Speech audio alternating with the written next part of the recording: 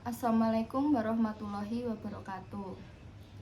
Selamat datang di podcast kami. Untuk memenuhi nilai ujian akhir semester mata kuliah Ekonomi Politik, dengan memperkenalkan, nama saya Divtia Ayu Oktaviani dengan NIM 20 200 20 126 dan rekan saya yang bernama Kalimatus Hadiah dengan NIM 20 200 201 0027.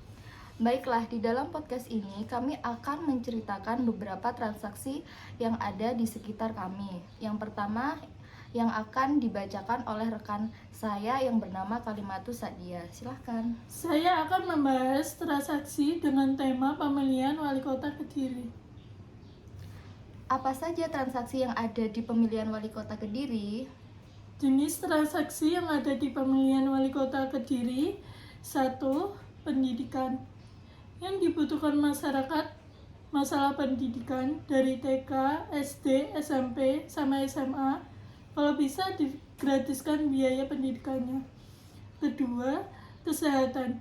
Yang dibutuhkan masyarakat masalah kesehatan berobat gratis yang sudah berjalan saat ini.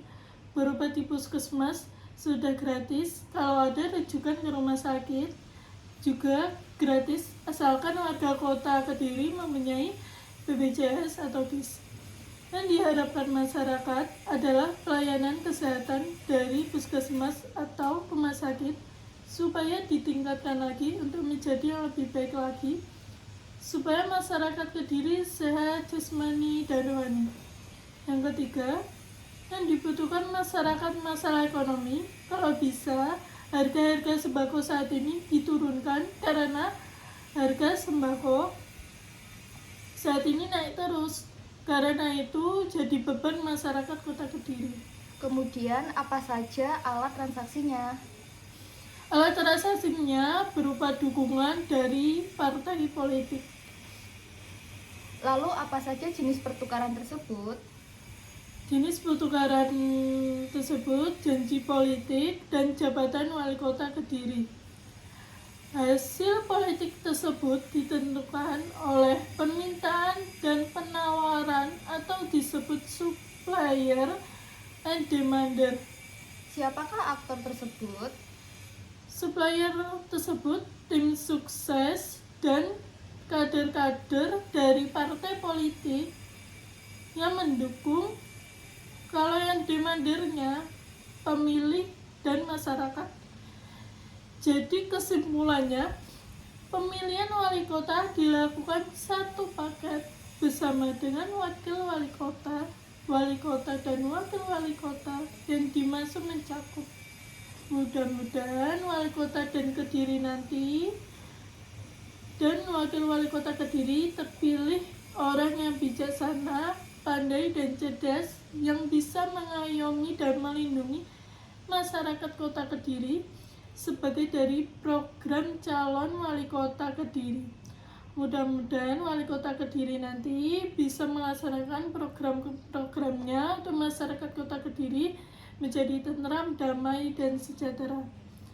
Selanjutnya, rekan saya yang bernama Divtia Ayu Oktaviani akan membahas tentang pemilihan kepala desa.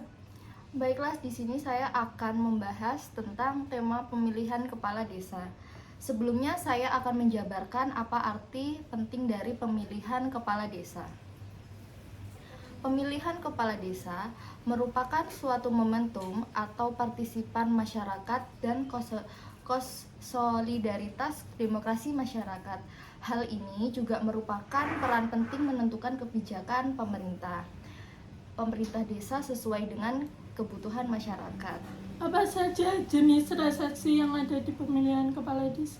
Di sini saya akan menjelaskan beberapa transaksi, ada jenis transaksi, yaitu jenis transaksi jenis transaksi itu bisa berupa barang, mie ataupun uang, ya kan?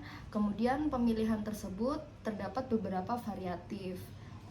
Semisal kalau ada uang 100.000, itu setiap pemilih akan dikasih, ataupun 500.000 akan dikasih. Jadi ada juga 1 juta per pemilihan tersebut.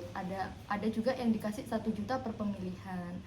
Terus atau yang saya maksud itu ada per kakaknya, biasanya juga dikasih beberapa bagian, ada perorangan, ada setiap per kakak, tergantung ininya juga apa yang dikasih dalam setiap orangnya itu berapa nominalnya, ada yang 100.000 per orang, ada 500.000 per kakak, ada juga yang 1 juta lebih per kakaknya, seperti itu.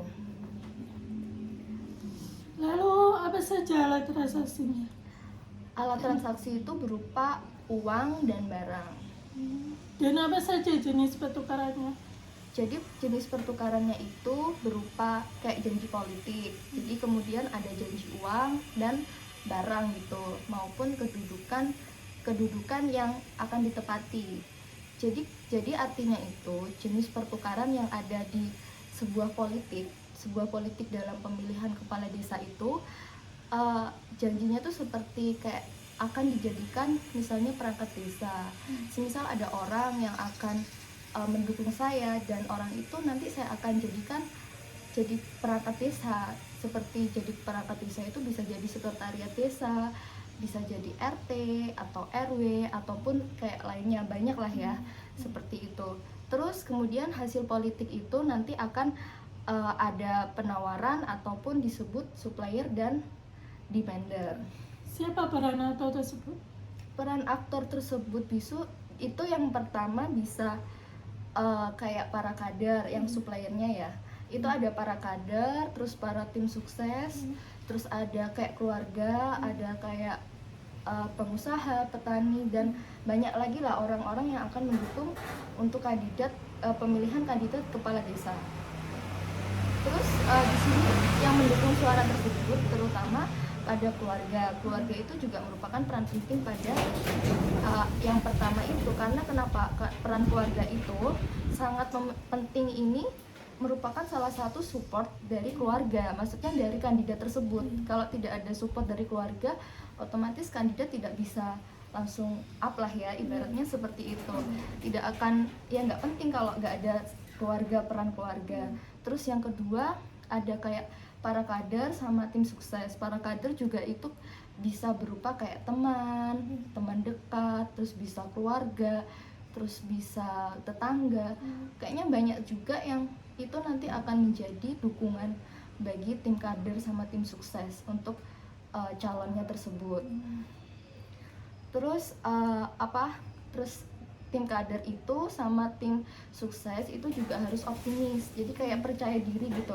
Kalau mereka nggak percaya diri, gimana nanti yang calonnya kan, yang akan menjadi kandidatnya itu, jadi susah. Jadi otomatis harus percaya diri itu. Terus kemudian ada juga yang peran yang jadi kayak seperti yang mencoblos ya, itu kan ada orang-orang yang penting lah, seperti kayak petani, terus pengusaha ataupun orang-orang yang mendukung, itu kan sudah ada coblosan di bilik tersebut. Jadi itu sudah ditentukan sama pilihan masing-masing.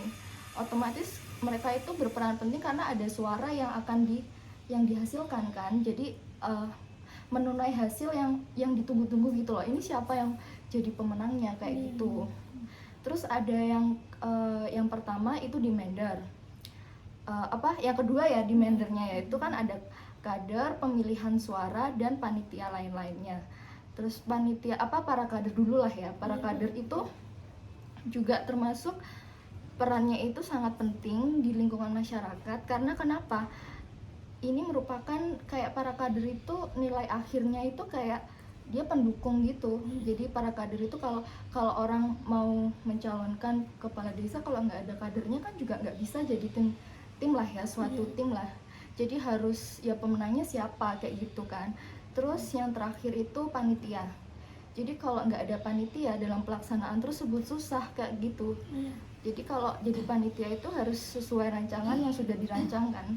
Terus jadi orang itu yang jadi panitia nggak sembarang dipilih. Jadi harus benar-benar orangnya yang benar-benar sikapnya bagus, seperti itu, perilakunya bagus sesuai peraturan yang udah yang ditetapkan gitu loh sama pemerintah desa ya, apa saja gitu.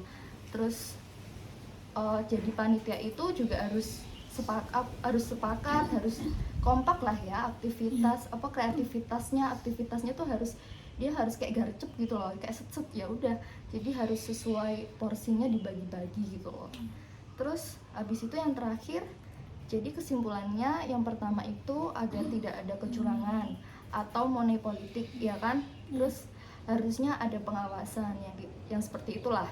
Terus yang kedua, adanya pembentukan panitia badan permusyawaratan atau BPD agar bisa mengetahui pilihan dalam satu malam itu, dan masyarakat pun tidak berdasar potensinya memilihnya gitu loh, maupun membandingkan kandidat yang misalnya bergaulan itu setiap hari sama kandidat tersebut. Jadi itu tidak sesuai gitu kalau tidak pembentukan panitia. Terus penyebab pemilihan langsung, terus ada juga kayak pemilihan yang ada di beberapa desa seperti itu.